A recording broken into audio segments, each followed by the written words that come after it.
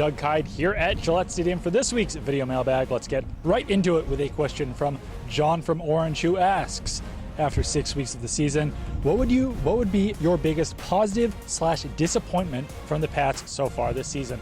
On the positive side, Tom Brady. He came off that 4-game suspension with absolutely no rust, 6 touchdowns, 0 interceptions, completing 76% of his passes. He looks just the same as he always did. That's kind of what I expected out of Brady. I'm not sure if I was expecting him to be this good, this fast here during the season, but that's the way it's certainly turned out for him.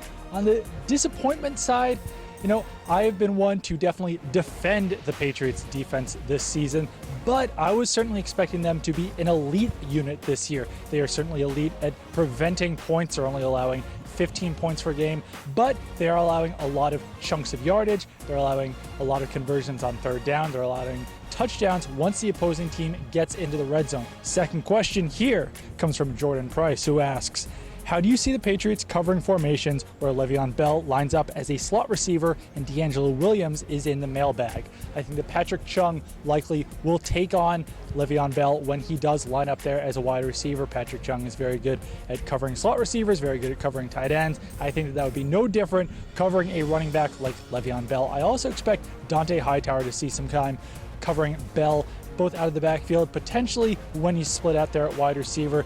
Final question here comes from Justin, who asks, any trade predictions before the deadline? The trade deadline is still a couple weeks away there, and I don't really expect to see much movement at this point. The Patriots team is pretty well structured at this point. There's really no positions that I see a real lack of depth in. I know that some people have talked about the running backs, but Patriots practice squad is pretty loaded with running backs. They've got Dion Lewis on the PUP list. He could come back at any time. They've got Tyler Gaffney and Bishop Sankey there waiting in the wings on the practice squad. They've still got DJ Foster. So I think that position is pretty loaded right there.